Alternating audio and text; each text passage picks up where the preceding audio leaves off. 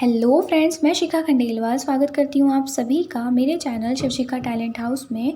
आज मैं आप लोगों के लिए लेकर आई हूँ 10 गाइडलाइंस फॉर हेल्दी लाइफ। इस टॉपिक के ऊपर एक नया वीडियो। ये 10 गाइडलाइंस बता देने से पहले मैं आप लोगों को बायोलॉजिकल क्लॉक के बारे में कुछ जानकारियाँ देना चाहूँगी।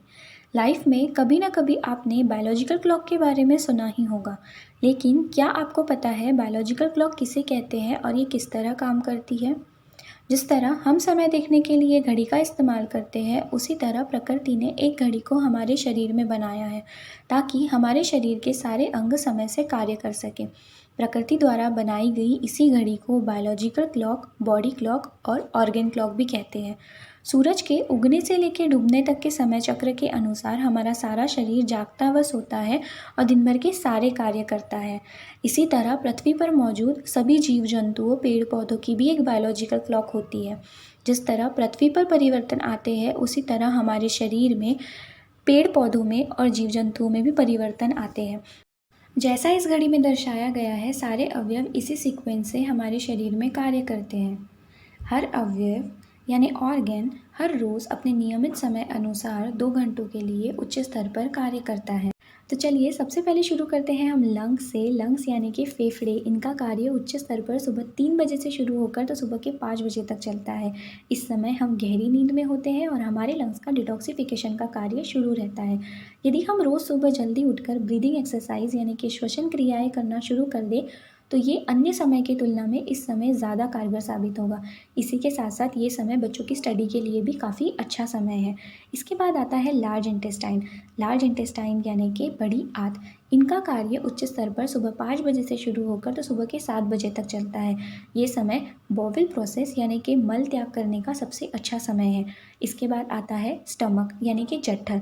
इसका कार्य सुबह 7 बजे से शुरू होकर तो सुबह के 9 बजे तक चलता है। ये समय मेडिटेशन के लिए, एक्सरसाइज के लिए, वॉक के लिए, यहाँ तक कि ब्रेकफास्ट के लिए भी काफ़ी अच्छा समय है। इसके बाद आता है स्प्लीन। स्प्लीन यानी कि प्लीहा।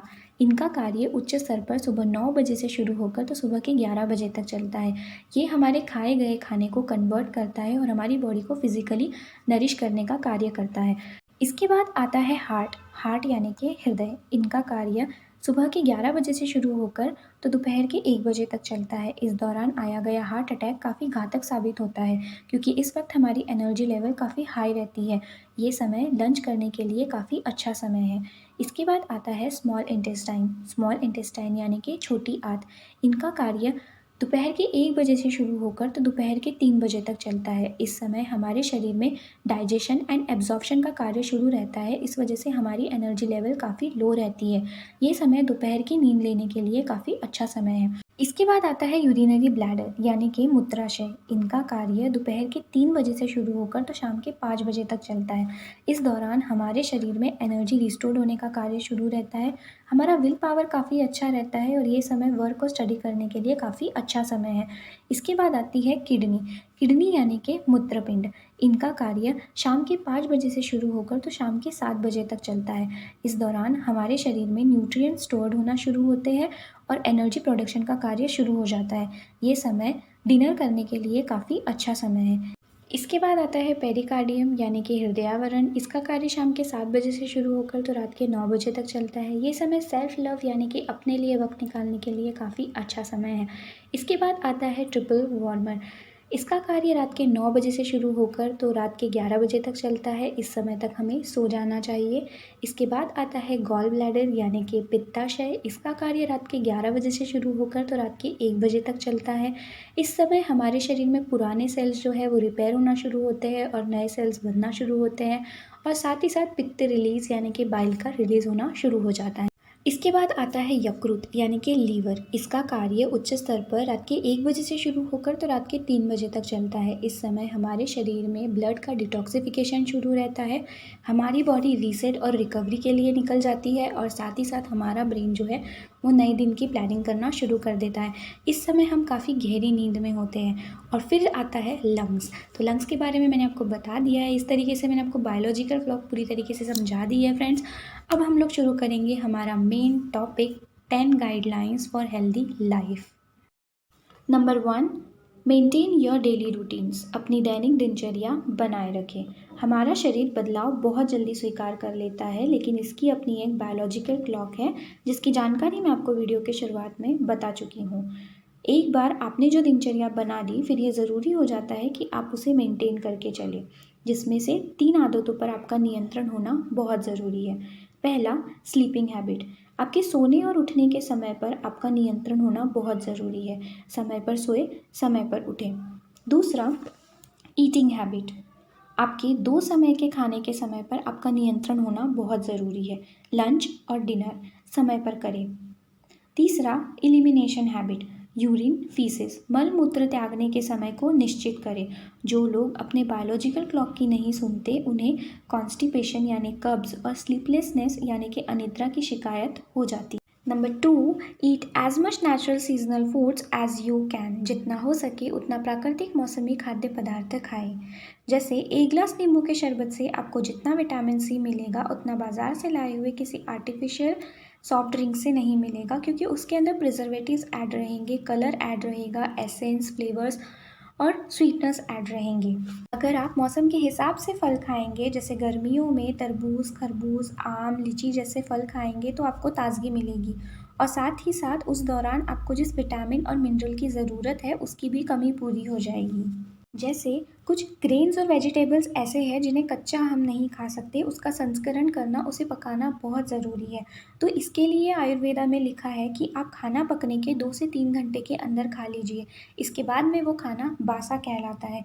लेकिन बिज़ी लाइफस्टाइल की वजह से हम इस तरीके से नहीं कर पा रहे हैं, लेकिन कोशिश करें कि 2 से 3 घंटे के अंदर आप भोजन ग्रहण कर लें। Number 3, what you like eat but do not over ईट। आपको जो पसंद है वह खाएं, लेकिन ज़्यादा न खाएं।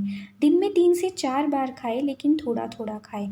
आयुर्वेदा में बताया है, हमारे जठर के 4 भाग हैं, जिसमें से 2 भाग भर के हमें खाना खाना है, 1 भाग भर के हमें पानी पीना है और 1 भाग जो है वो हमें गैस्ट्रिक जूस यानी कि हवा के पास होने के लिए हमें खाली रखना है। अक्सर मोटापा बढ़ने की ये वजह देखी गई है कि हम भोजन ज़्यादा कर लेते हैं, तो भोजन करते वक्त कुछ बातों का ध्यान रखें। जैसे टीवी देखते हुए भोजन ना करें, किताबें, न्यूज़पेपर पढ़ते हुए भोजन ना करें, फ़ोन पर बात करते हुए या किसी से बात करते हुए भोजन ना करें, किसी बर्थडे पार्टी में या किसी फंक्शन में जाए तो एक साथ सारा खाना लेकर भोजन ना करें। Number 4, do not eat excessive salt and spices. ज़्यादा नमक मिर्च का सेवन ना करें। कभी कभार नमक में ज़्यादा हो जाए तो चलता है, लेकिन रोज़ ही नमक में ज़्यादा खाना शरीर के लिए हानिकारक हो सकता है। नमक में सोडियम की मात्रा अधिक होती है और हर इंसान की तासीर अलग अलग होने के कारण ज़्यादा नमक खाने पर हाई ब्लड प्रेशर का प्रॉब्लम हो सकता है। बाज़ार से खरीद कर लाने वाले सॉल्टेड पोटैटो, सॉल्टेड पीनट, मसाला, अचार, tomato sauce, ketchup, soya sauce में नमक होता है, तो इन्हें खरीदने से पहले इनका लेवल चेक कर लें या फिर इन्हें घर में बनाकर खाएं। ज़्यादा मिर्च मसाले का सेवन करने से गैस्ट्रोइंटेस्टिनल ट्रैक्ट को हानि पहुंचती है, इसलिए मिर्च मसालों का सेवन कम ही करना चाहिए।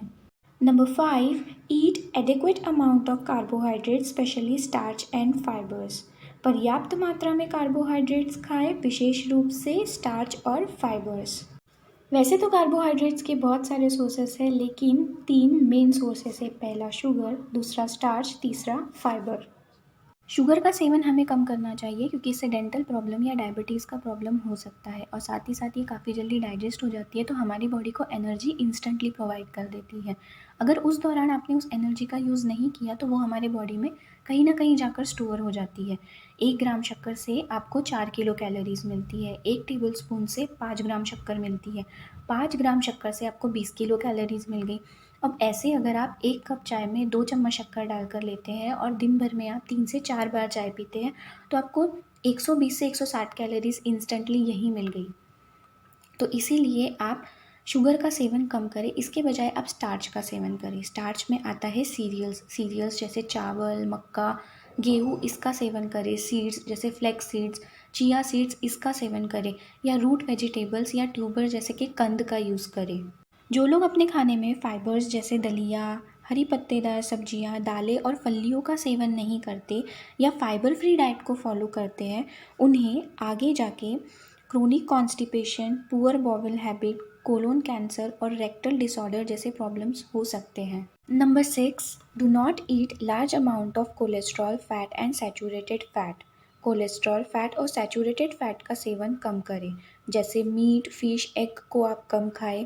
शुद्ध घी से बनी हुई चीज़ें, वनस्पति में बनी हुई चीज़ें और बटर से बनी हुई चीज़ों का सेवन कम करें। Number 7, maintain your ideal weight. अपना आदर्श वज़न बनाए रखें। हर हफ्ते अपना वज़न चेक करें। आपके हाइट के हिसाब से आपको जितना वज़न चाहिए उसे मेंटेन करके चले।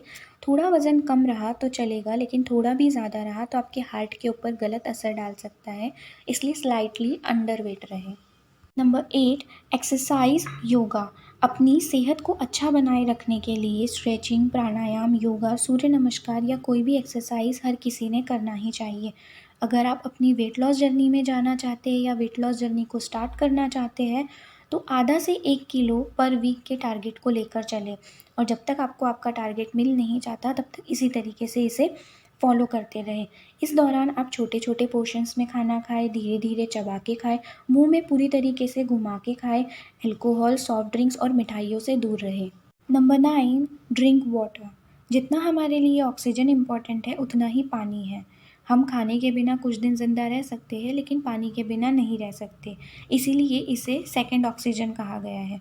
हमारे शरीर में 65 से 70% पानी मौजूद है, जिसमें से हर रोज़ 1 लीटर से 1.5 लीटर तक पानी यूरिन, फीसेस के थ्रू, लंग से वेपर्स के थ्रू, स्किन से स्वेट्स के थ्रू लॉस होता रहता है।